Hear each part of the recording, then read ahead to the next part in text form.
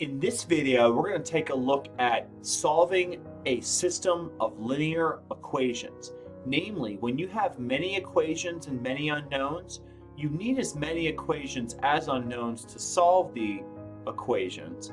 But it turns out that you can solve them using, say, like the elimination method, or better, a matrix method. So the matrix method that we'll use is what's called Gaussian elimination. And this will allow us to solve this 4x4 system. We'll first do it by hand, then we'll do it with the Texas Instruments calculator. Some of you who want to solve these things, you can solve them with matrix solvers on the web or other things. But let's get into today's problem. I'm going to recommend that we do this using the elimination method. But by the way, given that so many numbers, I'm going to recommend we write it in a certain way. And I'll show you the way I recommend we write this.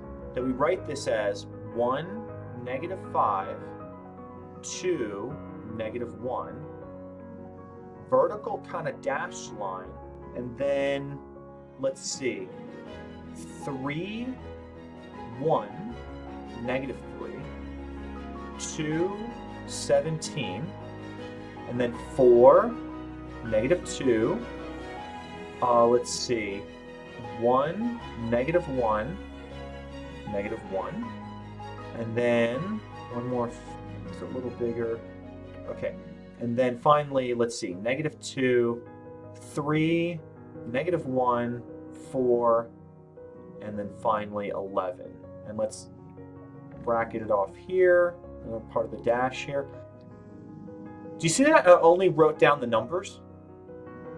Like I only wrote down the coefficients, and I only wrote down to the right of the dash line the answer or the equals on the right hand side. Do you know what this square bracket number rectangular thing is often called? It's called a matrix. Have you heard of matrix before? Yeah. Okay. It's what Neo got himself trapped in, right? Do you know what I'm talking about? The Matrix. Do you want to know what it is? You're familiar with that movie, late 90s? Okay.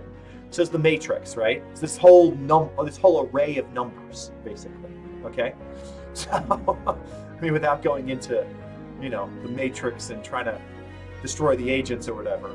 The whole idea is that here's our goal. So let's briefly talk about how to solve this as a matrix.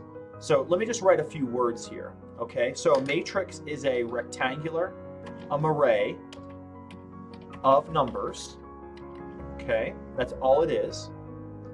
And it turns out, in order to solve a matrix,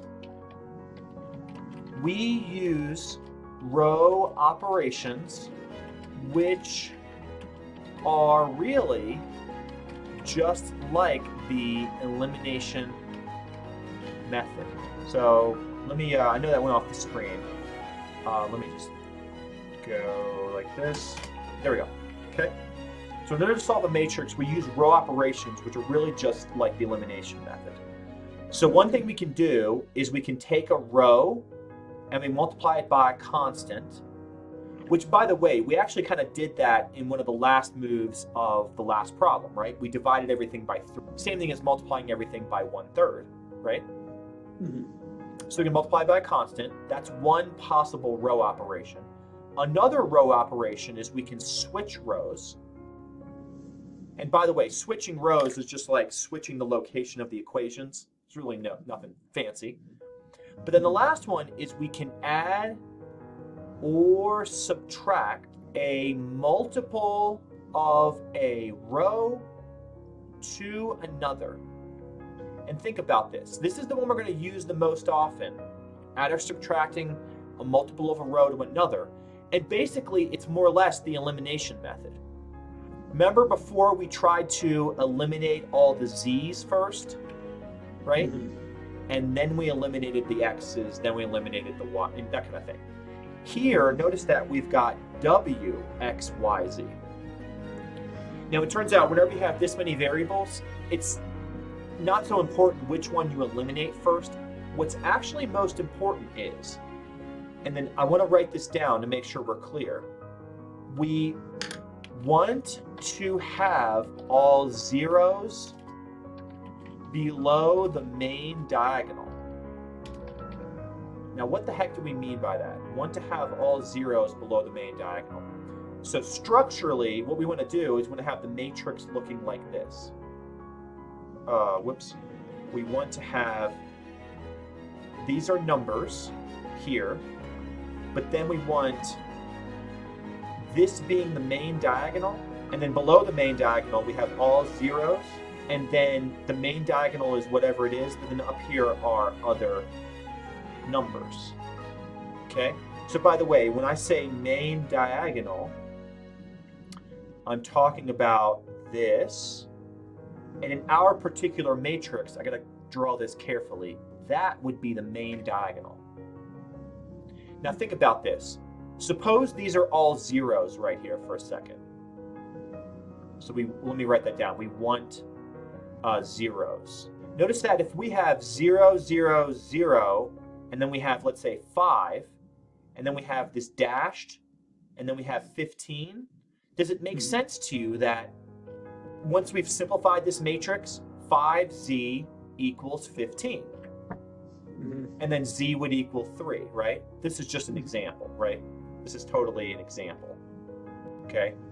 Not like this problem, but just an example. So what I'm trying to say is that a matrix is just a faster way of doing the elimination method, basically, okay? You and I could have done matrix on either the previous two problems, and it would have been a little faster. But it's worth going through the earlier methods, the more typical methods that you learn in algebra, and then this is a little more advanced, but it's just doing the same thing. Now, one more thing. Once we have z, then we can back substitute, and then we can get y.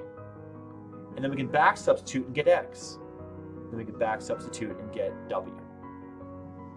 So that's going to be what we're going to do. All right, so why don't we do that? So I'm just going to copy this matrix, and don't worry, I might have accidentally copied some other stuff, but I'm just going to not worry about it for now. Okay, so I copied some other junk I don't need. Let me delete that, delete this, delete that. Okay, perfect. Okay, so here's our matrix.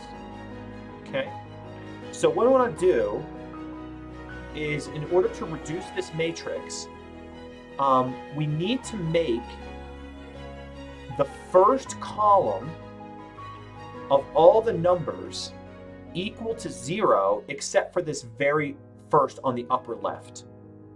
Given that this right here is a 1, that's good. Everything okay? Yeah. Okay. So given that this is a 1, that's good. Because basically, given that that's a 1, we can make all these 0 pretty easily. So think about this. Let's do 3 arrows. Let's call it row 2 new. The little prime means new. Row 3 new, and then row 4 new. Now row 2 new should be, let's say, the original row 2 minus 3 times row 1. Just think about that, right? If you do 3 times this, it'll make this entry 0. Because we want this to become a 0, right? Then we're going to do row 3 and then minus 4 times row 1. By the way, your microphone's still muted in case you wanted me to hear you. Okay. And then finally, row 4 is going to be, now notice there's a minus 2 here. So let's just do row 4 is going to be the original row 4 plus 2 times row 1. Does that make sense? All right. Now this is where I'm going to use the magic of bit paper. And I'm going to copy this. Okay. And I'm going to get rid of these. And let me make all of this, hang on one second here. I'm going to make all of this a little smaller now, just a little bit smaller. Move that over. And I'm going to make this just a little bit smaller. Need to make it a little smaller than that. Okay, there we go. So here's the deal. The first row stays the same. So what I'm going to do is I'm just going to delete these rows. And here's the deal. If we do things right, this should become a 0. This, that's the second row, yes. This should become a 0. This should become a 0. Right? That whole first column becomes 0 except for this. So we're going to do, what's the new row 2? Well, the new row 2 is row 1 minus 3 times the previous. So it's the original row plus 3 times, minus 3 times the original. So if you do minus 3 times negative 5, that's 15, plus 1, you get 16. Then if you look here, you've got 2 times negative 3, that's negative 6, plus negative 3 is negative 9. Then it's negative 3 times negative 1, which is 3, plus 2 gives 5. And then finally, negative 3 times negative 18, let's see what that is. Let's see, so negative 18 times negative 3 is 54. 54 plus 17 is 71. So we get 71 right there, okay? That's the new second row. Now let's do the new third row.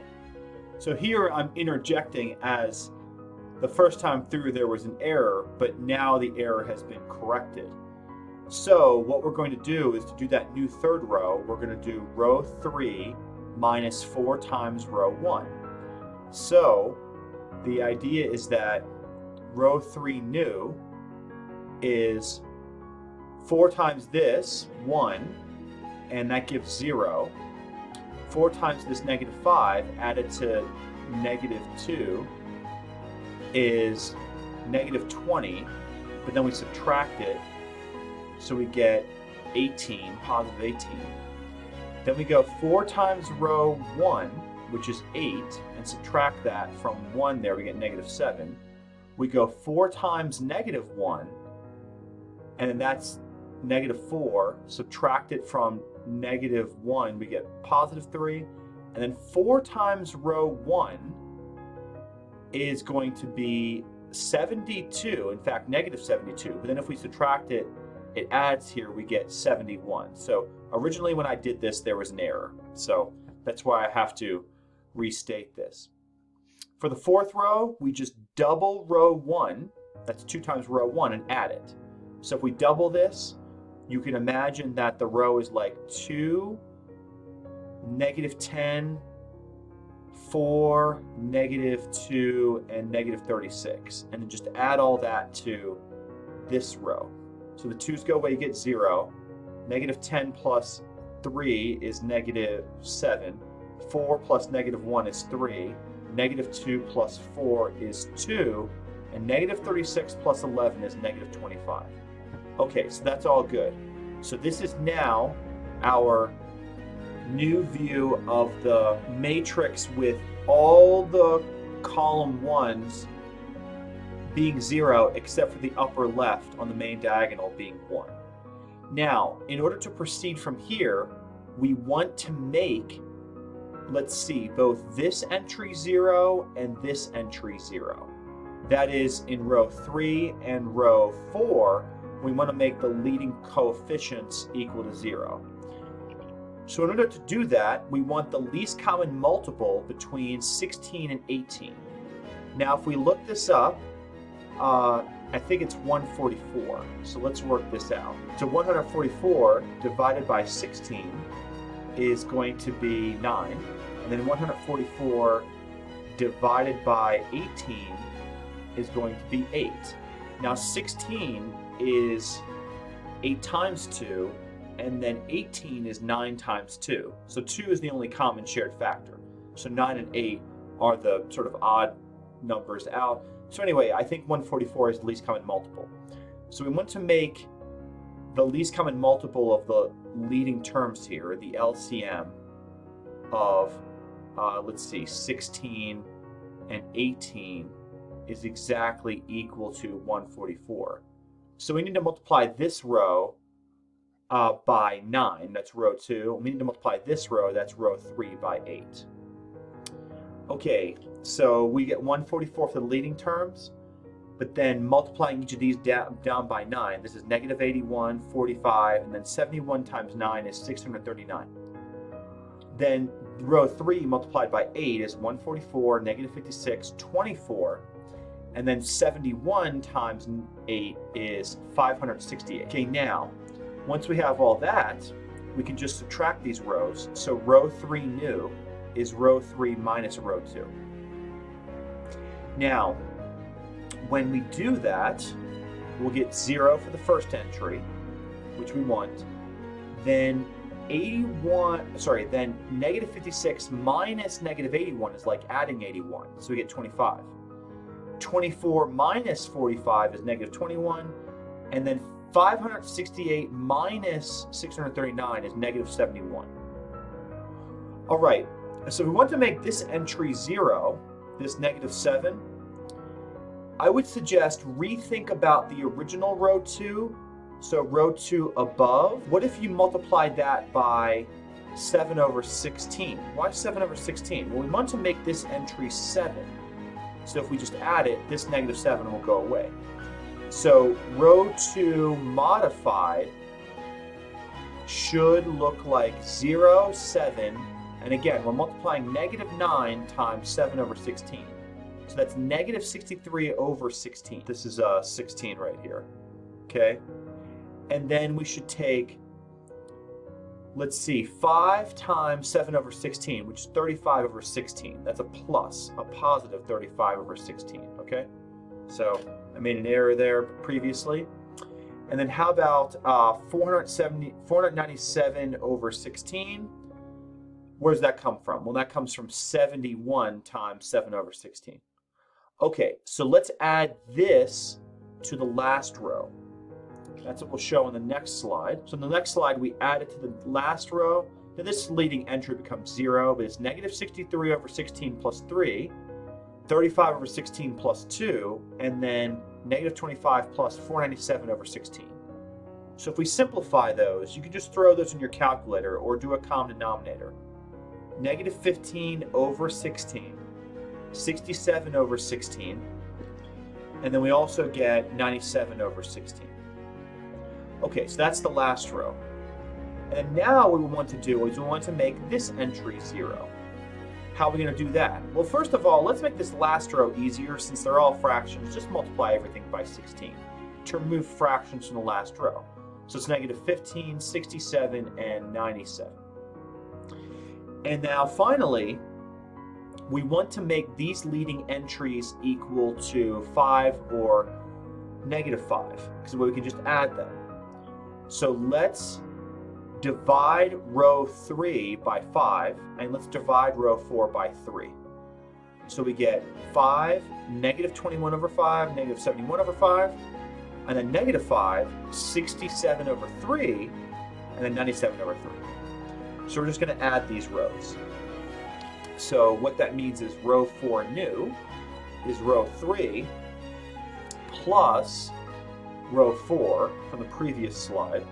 So if we did our due diligence, this plus this should give us 0. So that's in this location. And then we've got to do negative 21 over 5 plus 67 over 3, which turns out to be 272 over 15. And then we have to do negative 71 over 5 plus 97 over 3, which turns out to be 272 over 15. Now we start to jump for joy because this right now is row echelon form. Echelon means like leading. So row echelon, row leading, what leads the row is only the most recent coefficient. Okay?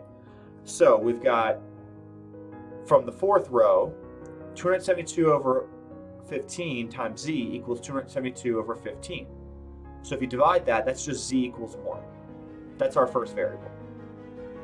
Then let's look at the third row. That's going to be 5y minus 21 over 5z equals negative 71 over 5. Well, first of all, given that there's 5's throughout the equation, let's multiply through by 5 to remove fractions.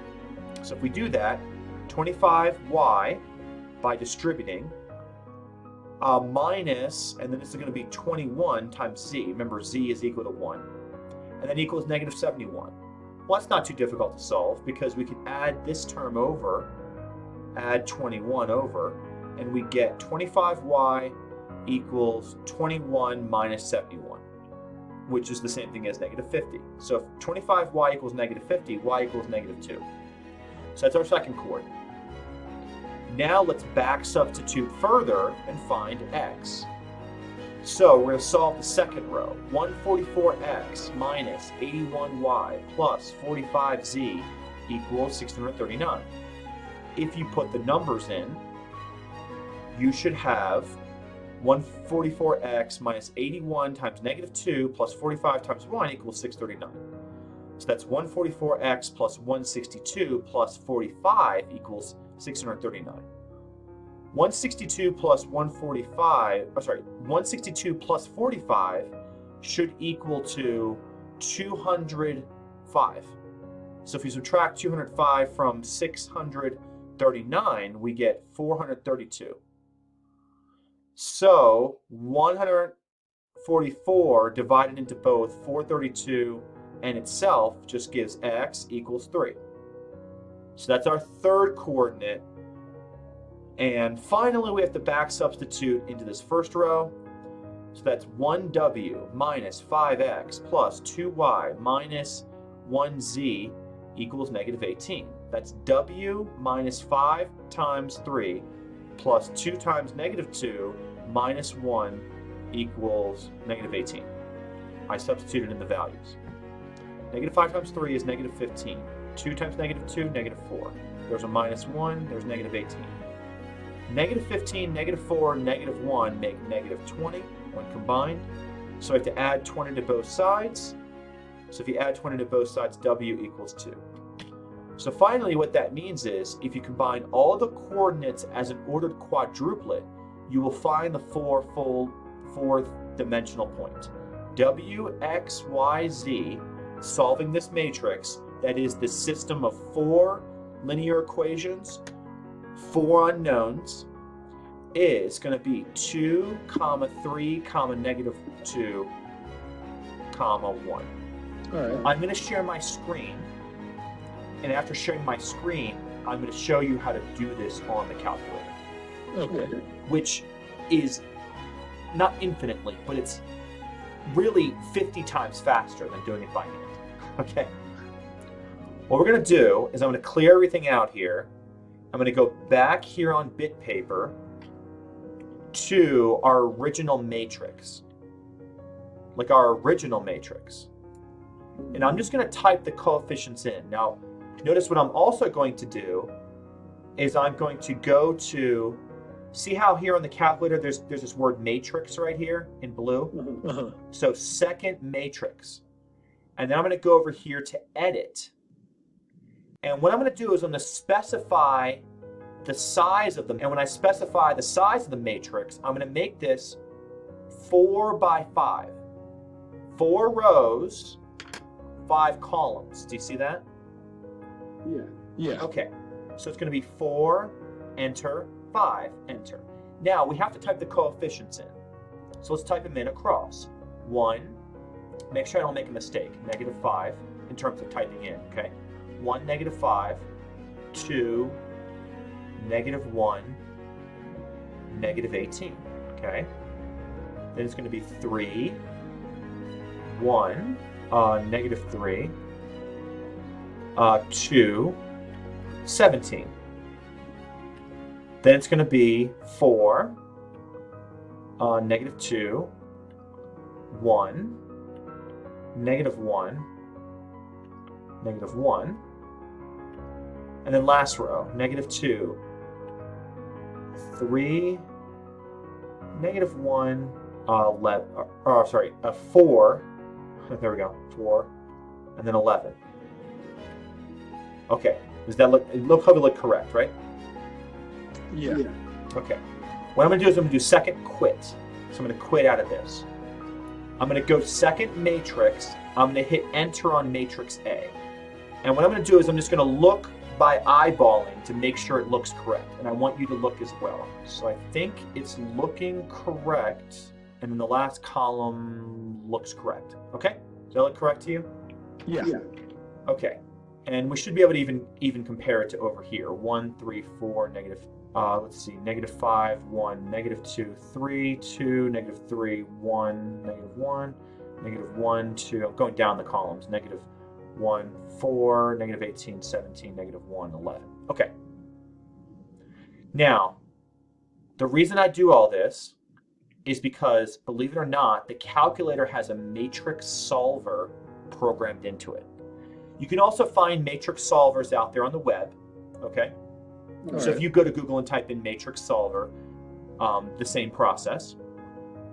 But what I'm getting at is we should be able to solve this. So let's quit out of this and clear. Now let's go second matrix, and I'm going to go up here to math, matrix math. I'm going to scroll all the way down to, see this right here, rref. Now rref is called reduced row echelon form. You don't need to know what that means. Point is, it's just basically solve the matrix, okay? All right. So it's reduced row echelon form, and it's going to ask us for what matrix. So to go second matrix, matrix A, close off the parenthesis, hit enter. Now, it turns out that we made a mistake. Do you know why we made a mistake? Because we should have gotten much nicer numbers. The answer should be this, W, comma, X, comma, Y, comma, Z. And by the way, when we were getting ridiculous fractions, I thought that we could have made a mistake. But see how there's only ones in the main diagonal and everything else is a 0? This augment, which is the 5th column, is just your answer. 2, 3, negative 2, 1. Okay. So 2, 3, what did I say? Negative 2, 1. Those should be the values of W, X, Y, Z. Now, by far, that is 50 times faster than doing it by hand. It's probably 100 times faster than the graphical method. And it's probably I'm not kidding, it's probably 1,000 times faster than the substitute. Like, those would take you a long time. At least you know, number one, what those methods are. Number two, we learned a lot about, like, that as long as you know what you're doing, the substitution the elimination method is the fastest. Number three, if it's like very large, you should use a matrix. And then number four, you can use a piece of software to confirm if you have access to it. And then the numbers should come out nice. So what you saw in that video demonstrated to you 2 different ways that you can solve a system of 4 linear equations with 4 unknowns. It turns out that 2 other methods include the substitution method and the graphical method.